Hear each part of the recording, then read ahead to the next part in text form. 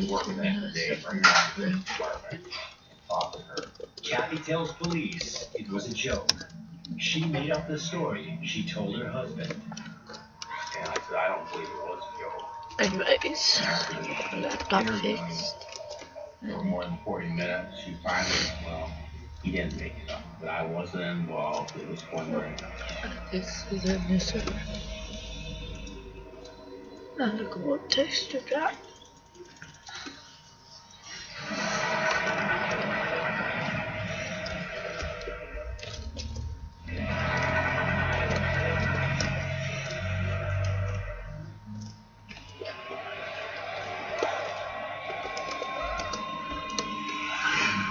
Michigan police questioned Kathy Wood after she confesses to helping murder 5 nursing home patients with her ex-lover, Gwen Graham. I'm bold. Kathy gives detectives the exact same story she told her husband, Ken Wood. Gwen would roll up a washcloth and place it over the nose and mouth of the potential victim and smother them to death. According to Kathy's version of events, Gwen killed patients in order to, quote-unquote, relieve her tension. She would become very tense, but when she killed somebody, she would always feel better afterward. These are kind of thrill killing. Thrill killings are much more an expression of a deviant personality. And if these women kill these people with these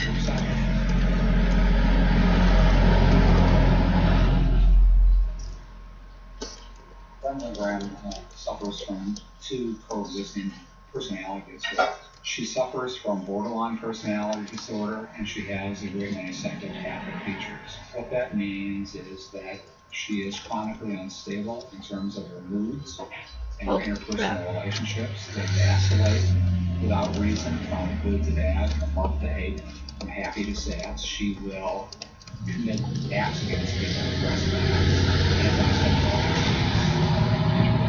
Gwen spent much of her time outside of Tyler, Texas.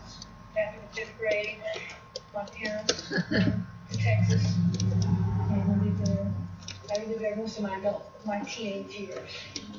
Let's get going. Like it was better working out of country psychology.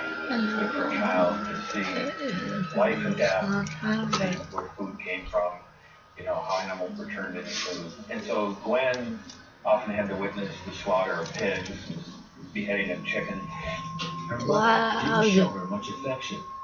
Her father had the idea that if a baby was held by its mother, a child was held by its mother, it became weak.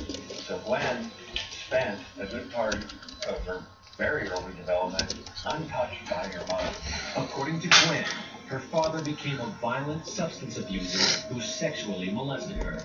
On the borderline personality disorder, sometimes they literally feel as though they're falling apart. Their personality is falling apart. They need something to ground them. And the way they often do it is by burning and cutting. Gwen had 31 different scars up both of her arms, hot cigarette as well as a series of small cuts. These are cigarette burns, and I had cuts, a few. They were done when I was 16. I was angry for being molested, and I did it in an effort to make myself ugly so it wouldn't happen again. At 22, Gwen moved to Grand Rapids, Michigan, and got a job as a nurse's aide at the Alpine Manor Nursing Home, where she met Kathy. Kathy Wood grew up in her own sculpture. She was born near an Air Force base in Washington State in 1962. What? Her father served in Vietnam. Sorry, dog, dude. Childhood, in some sense, is a bit of a mystery because we only have pretty much her account as to the childhood. The way she portrays it is that she was unloved, her mother was very harsh on her, and her father was physically abusive, that she had very few friends. I didn't become socialized well. I did myself as a shy kid.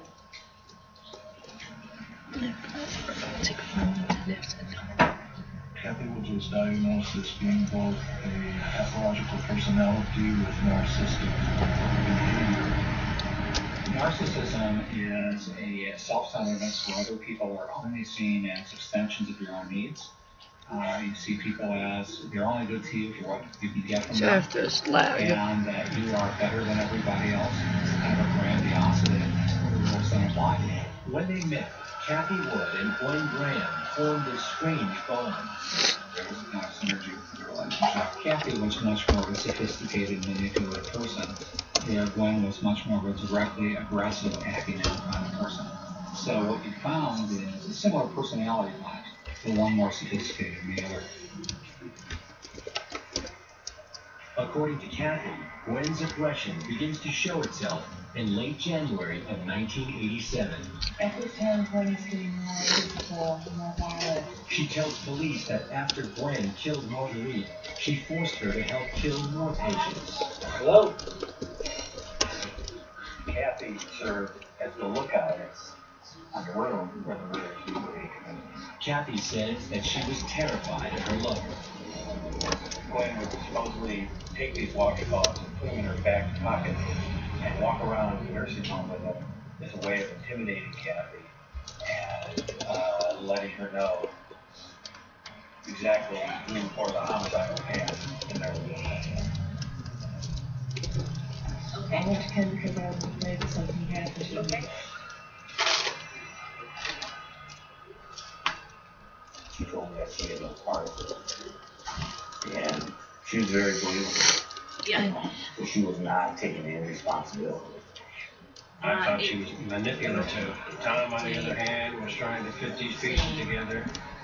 And I just kept thinking that she didn't tell me the truth. She may I'd have probably be there at known 8:50, but it'd be pushing it. Describe Kathy Wood's I live household is like trying to describe a community.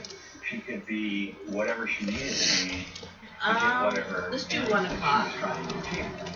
So she could be very sweet and passive and almost victim-like. She could also Yeah, we be can do it very 3:30. I'll terse just do them all and over. very brutal. When investigators express their doubts about Kathy's story, All right, thank she you. tells them that All right. she can prove it is true. She says she has a collection of letters from Gwen, as well as souvenirs taken from the rooms of the patients Gwen killed. That evening, we went over to her house and we obtained a box full of letters that she had corresponded with Gwen Graham.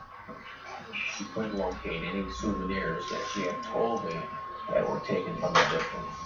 Detectives are further disappointed when they read the letters and find nothing to link the two to any crimes. You kind of scratch your head and say, well, where are we? You know, That's where are scary. we in this investigation? It seemed like we're going round and round in circles. So far, detectives are unable to verify any of Kathy's tales of murder and Alpine Manor. She agrees to take a polygraph test.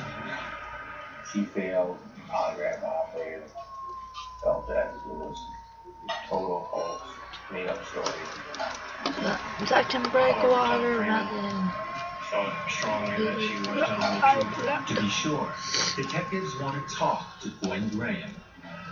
I ended up flying down to Tyler, Texas. I met an investigator down there. Based on Gwen Graham's bad check charge, detectives obtain a search warrant for her home. When they arrive, they are met by Gwen and her live-in girlfriend.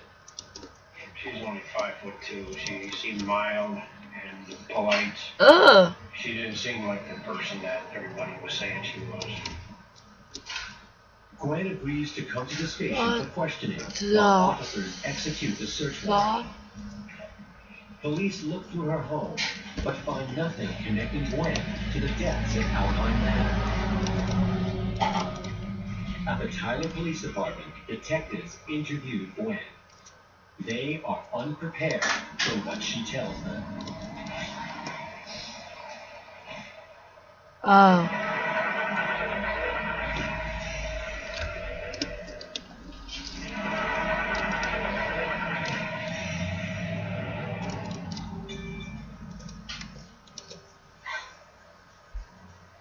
Police from Walker, Michigan, investigating the deaths of 5 patients at a nursing home, traveled to Tyler, Texas, to interview prime suspect Gwen Graham when her ex-lover accuses her of murder.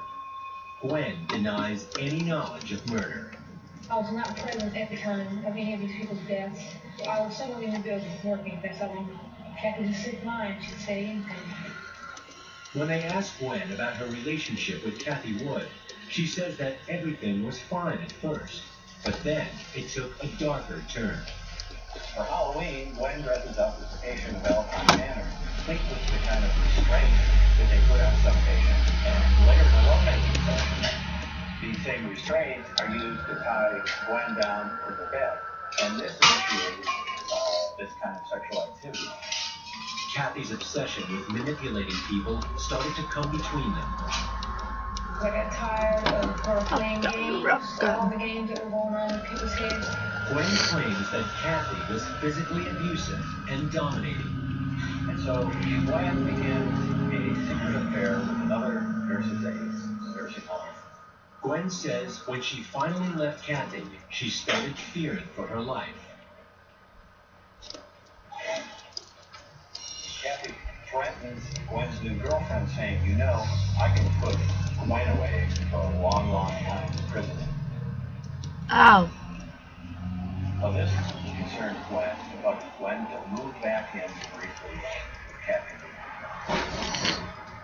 And during that time, Kathy ties up Gwen and takes Gwen's gun and threatens Gwen. I was begging because I thought she was going to shoot me. Ow. She looked at me real strange and she left the house. Gwen tells detectives that she eventually escaped Kathy by moving back to Tyler, Texas. She continues to deny that any murders occurred.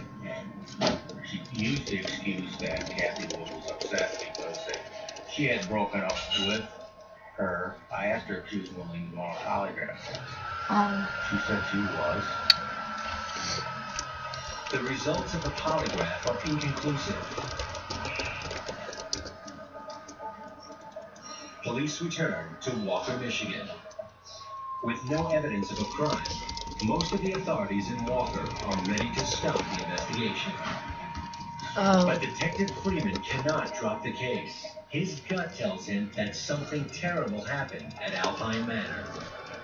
On October 17, 1988, he confronts Kathy about her failed polygraph. And I said to Kathy, you know you're involved in this. And the reason why you're funking this is because you're not admitting you actually took part in all the homicide. I need to wood. walk away. And personally, I felt that it was over. And it was unbelievable. 3 days later, I get a phone call. Now she wants to talk. Kathy admits she and Gwen planned the killings together when they invented a new game called the murder game. In the world that Stop here. Kathy existed, Oh, Jesus. they were perfectly matched. Ah! Because what the other one lacked, her partner fulfilled. And so when you put these two chemicals, these two things together, it created an explosion. Was it over And here? then an explosion. Yeah, it was over here. The object of the game was to kill patients in a certain order, so their first initials spelled the word murder. The problem with spelling out the word murder as the homicides occurred was that there were several patients that were very active and struggling. They couldn't actually kill them. And so the game itself, just the taking word my murder time. never got finished. It got to a point where it was the easiest patient to kill. Gwen is easily influenced by others for They're not several reasons. cool. One, she doesn't have a stable self-identity, which again says this is right and this is wrong. So she's very, very malleable in that particular sense. Peace. The other